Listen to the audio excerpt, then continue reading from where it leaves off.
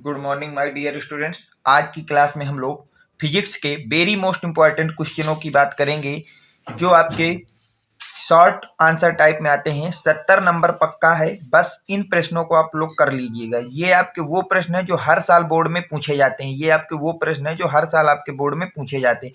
अगर आप इन क्वेश्चनों को करके जा रहे हैं तो आपके 70 में 70 नंबर वहां पे फिजिक्स में आपको आ जाएंगे। इसमें कोई भी आपको रोक नहीं सकता है। तो आपके बात करते हैं हम लोग। और देखिए, एक बात विशेष याद रखिएगा, अभी तक जो बच्चे मेरे टेलीग्राम ग्रुप से नहीं जुड़े हैं वो 7880960882 में अपना मैसेज करेंगे। इसमें अपना नेम और क्लास लिखना है। मैं आपको टेलीग्राम की जो लिंक है वो आपको आपके नंबर में प्रोवाइड करा दूंगा, जाकि जहाँ पे आपको बोर्ड से रिलेटेड कई चीजें आपको मैं प्रोवाइड कराता रहता हूँ।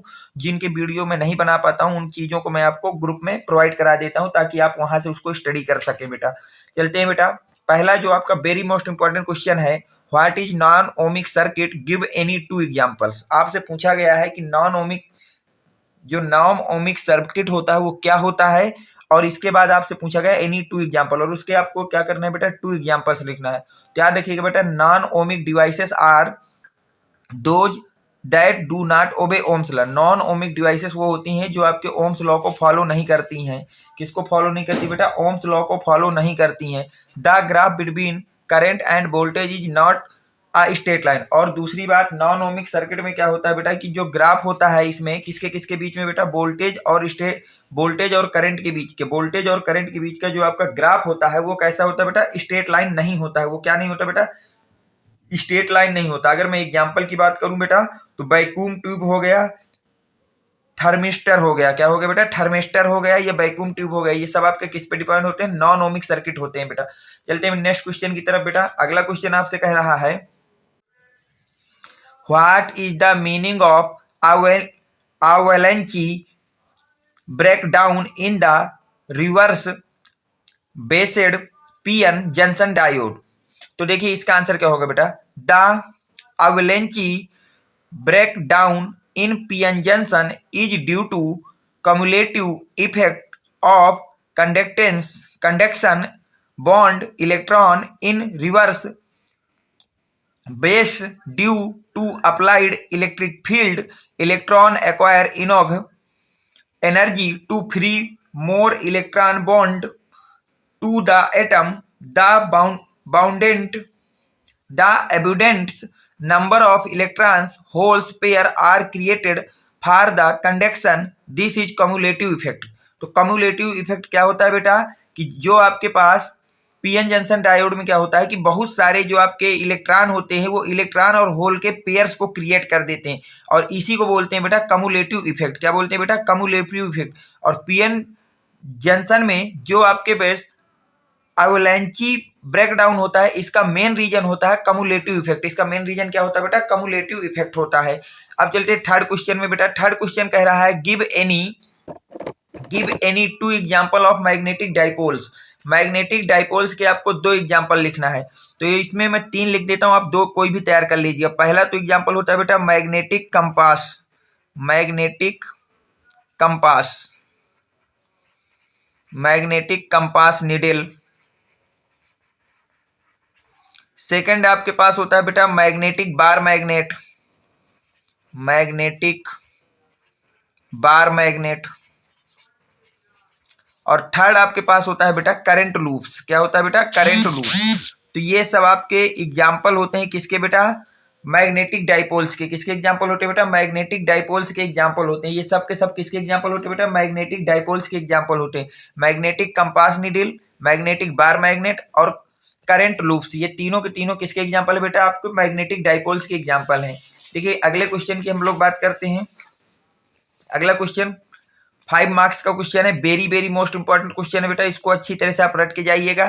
क्या कह रहा है, व्हाट इज लॉरेंज फोर्स, कि लॉरेंज फोर्स क्या होता है, two current carrying conductor of length L1 and 4L। बोला गया है दो करंट कैरिंग कंडक्टर हैं जिनमें से एक की लेंथ है L1 और एक की कितनी बेटा, 4L, are bent to the coil of turn 2 and 4 respective. दोनों को हमने कॉयल में कन्वर्ट कर दिया है, जिसमें एक में बेटा बेंट किया गया है, उसी जो कंडक्टर है उसमें बेंट किया है कॉयल को, एक में 2 टर्न है एक में 4 टर्न है respectively. If the same current is past, और उनमें क्या किया बेटा, सेम करंट पास कर दी थ्रो बोथ कॉइल, दोनों कॉइलों में हमने सेम करंट पास कर दी। Then find the ratio of intensity of magnetic field at their centre. तो आपको बताना है बेटा ratio of intensity of magnetic field का एट देयर सेंटर, उसके सेंटर में रेशियो क्या होगा मैग्नेटिक। तो पहला तो आपसे पूछा गया कि लॉरेंज फोर्स क्या होता है, तो इसकी बात कर लेते हैं बेटा लॉरेंज फोर्स की। The force exerted on the charge particle Q move with velocity v through the electric field E and magnetic field V, the entire electromagnetic force F on the charge particle is called the Lorentz force। बोला गया है कि यदि कि बेटा आपके पास Q charge particle B velocity से electric field और मैग्नेटिक फील्ड दोनों की प्रेजेंस में मूव कर रहा है, तो उस समय उस पर जो फोर्स लगता है उसी फोर्स को हम लोग क्या बोलते हैं बेटा लॉरेंज फोर्स बोलते हैं। इलेक्ट्रिक फोर्स जो आपके लगता है इलेक्ट्रॉन पे, वो चार्ज पे, वो लगता है QE, और जो मैग्नेटिक फोर्स किसी भी पार्टिकल में लगता है वो लगता है बेटा Q ब्रैकेट के अंदर V क्रॉस B। कितना लगता है V क्रॉस B। और लॉरेंज फोर्स क्या होता है बेटा, इन दोनों फोर्सों का सम होता है आपका लॉरेंज फोर्स। तो force electric force plus magnetic force, इन दोनों का सम आपका क्या कहलाता है बेटा लॉरेंज फोर्स कहलाता है। तो लॉरेंज फोर्स में जो आपका इलेक्ट्रिक फोर्स है वो कितना है QE, तो इलेक्ट्रिक फोर्स की जगह मैंने QE रख दिया। और जो आपके पास बेटा मैग्नेटिक फोर्स है वो आपके पास कितना है Q V क्रॉस V, तो वहां पे मैंने रख दिया Q V क्रॉस V। तो here F is Lorentz force, और वहां पे आपका जो एफ है, वहां पे जो बेटा आपके पास एफ है, एफ को ही हम क्या कहते हैं बेटा लॉरेंज फोर्स कहते हैं। F is a Lorentz force, यहाँ पे जो एफ है आपका वो बेटा क्या है, वो आपका लॉरेंज फोर्स है। एफ जो है आपका क्या है लॉरेंज फोर्स। ये तो पहला पार्ट हो गया कि what is Lorentz force, Lorentz force क्या होता है। अब अगला आपके सवाल पूछा गया है कि इसमें एक क्वेश्चन, अब इस क्वेश्चन की बात कर लेते हैं बेटा। इस क्वेश्चन में जो जो दिया है मैंने उन सब चीजों को लिख लिया है। सबसे पहले तो आपको ये दिया गया है, एक मिनट बेटा, कि जो लेंथ ऑफ फर्स्ट कॉयल है वो L1 है, जो लेंथ ऑफ सेकंड कॉयल है वो L2 है, L2 बराबर 4L। नंबर ऑफ टर्म की बात की जाए तो फर्स्ट कॉयल में N1 बराबर 2 है, और सेकंड में नंबर ऑफ टर्म जो है N2 बराबर 4 है बेटा। फिर बोला गया है कि जो current are same in both coil, तो मान लिया I है। Intensity of first magnet coil में मैंने मान लिया B1, और इंटेंसिटी ऑफ सेकंड कॉयल मान लिया B2। तो हमको फाइंड क्या करना है बेटा, the ratio of intensity of magnetic field at their centre. हमको उसके सेंटर में मैग्नेटिक फील्ड की इंटेंसिटी का रेशियो निकालना है फर्स्ट कॉयल और सेकंड कॉयल की। तो वी नो डेट, हम बेटा ये जानते हैं कि जो मैग्नेटिक फील्ड का रेशियो होता है किसके बराबर होता है, N1I1 divide by L1 into L2 divide by N2I2। ये आपका फार्मूला होता है बेटा।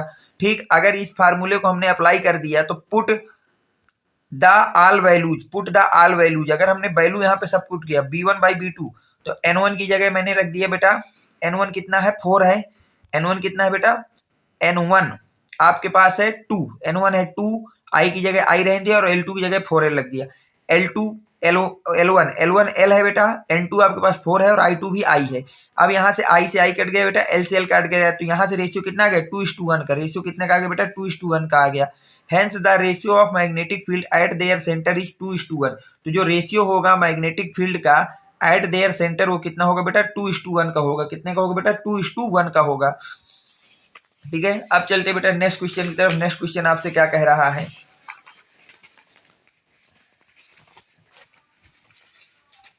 ठीक बेटा, अगला क्वेश्चन आपसे कह रहा है draw the symbolic diagram of the not gate and right this Boolean expression. आपसे बूलियन एक्सप्रेशन पूछा गया है और आपसे डायग्राम नॉट गेट का लिखने के लिए बोला गया है। तो symbolic diagram of not gate का ये होता है बेटा, इसको बोलते हैं symbolic diagram of not gate. और अगर हम बूलियन एक्सप्रेशन की बात की जाए तो नॉट गेट की जो बूलियन एक्सप्रेशन होती है वो होती है x बराबर a बार। यहाँ पे x होता है indicates the output, x indicate कर रहा है आउटपुट को बेटा, और जो a है वो इंडिकेट कर रहा है इनपुट को। a किसको इंडिकेट कर रहा है, इनपुट को।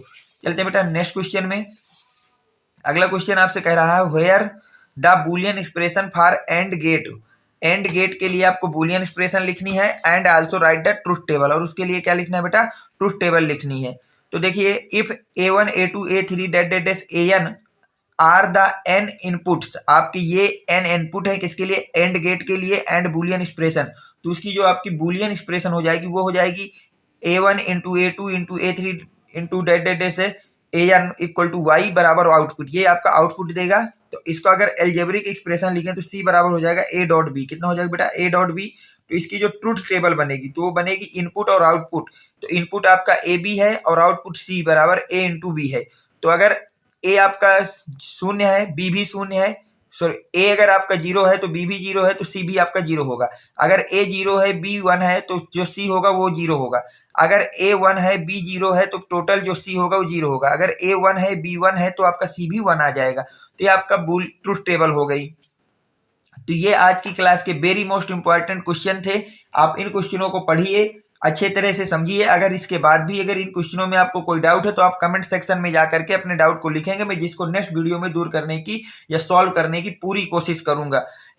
अगर आपको ये वीडियो पसंद आया है तो वीडियो को लाइक कर दें, चैनल को सब्सक्राइब कर दें और अपने फ्रेंड्स सर्कल में ज्यादा से ज्यादा लोगों तक शेयर कर दें। Thanks for watching, next video coming soon.